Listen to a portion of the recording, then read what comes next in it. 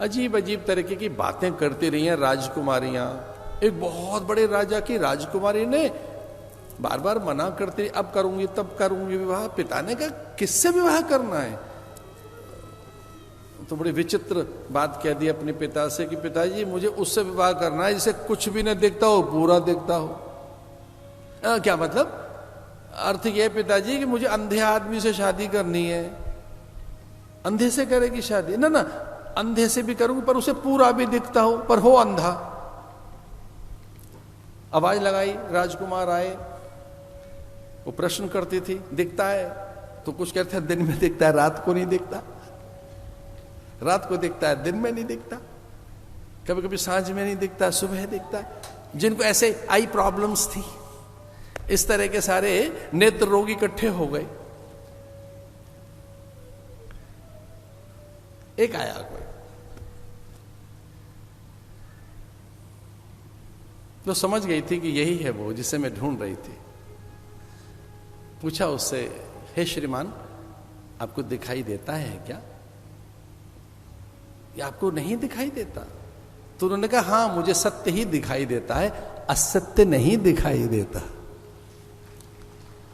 मुझे चैतन्य ही दिखाई देता है, जड़ नहीं दिखाई देता। मुझे नश्वर पदार्थ नहीं दिखाई देते, मुझे अविनाशी ही दिखाई देता है।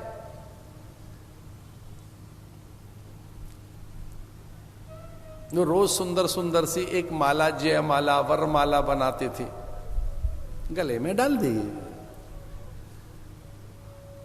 पिता ने कहा जिसको जयमाल वरमाल डाली है, जिसे चुना है, तो फक्कड़ है, कुछ है ही नहीं।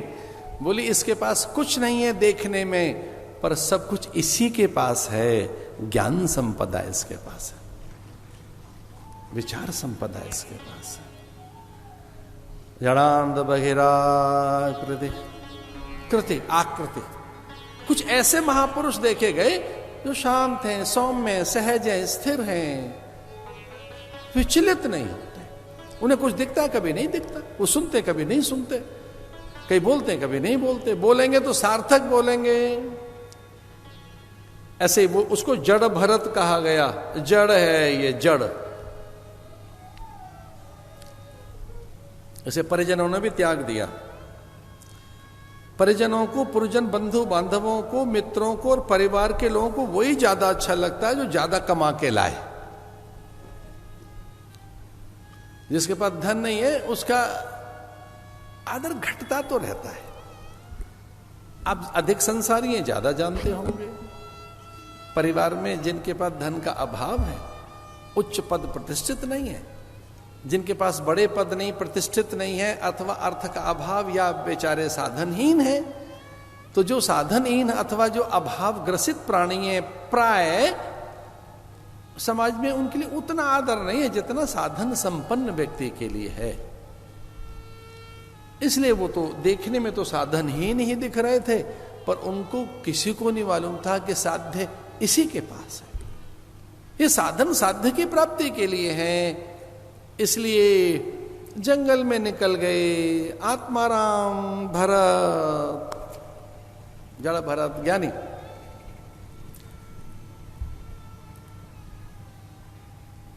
और याद करने लगे कि मैं मृग बना, मैं महात्मा भरत, मैं राजा भरत। कभी अपनी स्टोरी याद करके देखो, कभी बहुत अधिक गंभीर होकर एक दिन जब से भी आपको याद आता हो, स्टोरी बनाइए अपनी, बढ़िया सी कहानी बनाओ। कब पैदा हुए, कब आंख खुली, कब कब क्या घटनाएं हुई, क्या अच्छा किया, क्या अच्छा नहीं किया, किन के हित में खड़े हो गए, किन का अहित किया, कौन समर्थन में आए, कौन दूर चले गए, कब क्या दे सकते थे नहीं दे पाए, कब कब चूक गए, कौन से अवसर चूक गए,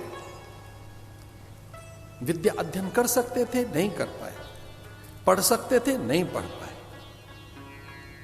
ध्यान लगा सकते थे नहीं लगा पाए, गीता पढ़ सकते थे नहीं पढ़ पाए, अच्छे गीत कहानी कविताओं का सृजन रचना कर सकते थे नहीं कर पाए, उलझे ज्यादा रहे सुलझे कम, अटके और भटके ज्यादा रहे, शांत नहीं रह पाए।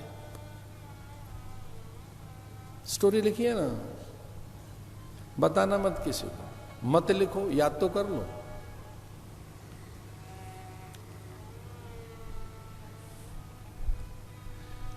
गुरुदेव बहुत अच्छी बात कहते थे, मेरे गुरु ने एक बहुत अच्छी बात कही। गुरुदेव कहते थे कि अपनी कहानी मत बनाओ, अपने किस्से मत बनाओ, अपने जीवन को चुटकुला मत बनाइए, जोक मत बनाइए।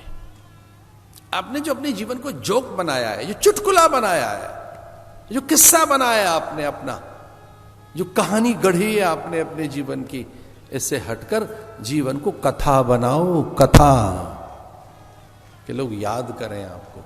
आदर्श बनिए, उच्च आदर्श, रोल मॉडलिंग कीजिए, आपको याद करें लोग, आदर्श बनिए। आदर्श कब बनेंगे? जब कोई आदर्श होगा जीवन में। अगर कोई उच्च आदर्श ही नहीं है जीवन में, तो आदर्श कैसे बनेगा जीवन? तो याद रखना, ये लिखिए कहीं अपनी जगह, आदर्शों का अभाव जीवन में न रहे, ऊंचाइयों की कमी जीवन में न रहे, ऊंचे मूल्यों का अभाव जीवन में न रहे। अगर जीवन में ऊंचे मूल्य, उच्च आदर्श है, कोई बहुत बड़ा रोल मॉडल, कोई बड़ा आदर्श आपके जीवन में है, तो उसी के अनुरूप चलोगे। और चूंकि हम डकलची हैं, जानते हो हम कौन है? अनुसरण करने वाले प्राणी, अनुगमन करने वाले प्राणी।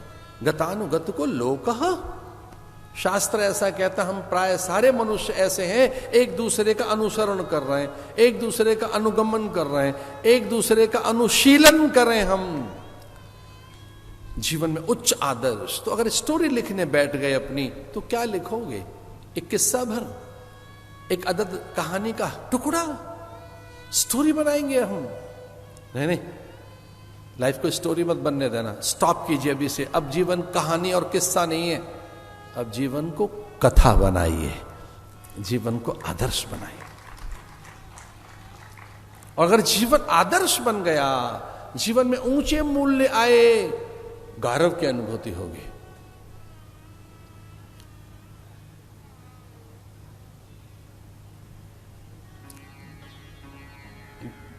भरत याद करने लगे, मैं इस पूरी धरती का राजा, मेरे नाम से ये भारत, और मैं फक्कड़ ऐसे घूम रहा हूं। ये देखिए, मैं भारत, ये मैं भारत हूं, मेरे नाम से ही पूरा भारत, ये आर्यावर्त, मैं फक्कड़, ऐसे कैसे हो गया? मृगबाल की आसक्ति में, मेरी आसक्तियां, मेरी दुर्बलताएं, मेरी न्यूनताएं, मुझे ढेर कर दिया मेरे अज्ञानों, मेरी कमजोरियों ने। अरे कौन आपको लूटेगा? आपका अज्ञानी काफी आपको लूटने के लिए। कौन शत्रु है आपका? ऐसे क्यों एक फालतू की लिस्ट बना रखी है आपने कि ये हमारे शत्रु हैं, ये हमारे शत्रु हैं? और वर्का फाड़ के फेंकिए, आपका तो एक ही शत्रु है, और वो आपका अज्ञान है, अविवेक है, और कोई शत्रु नहीं आपका।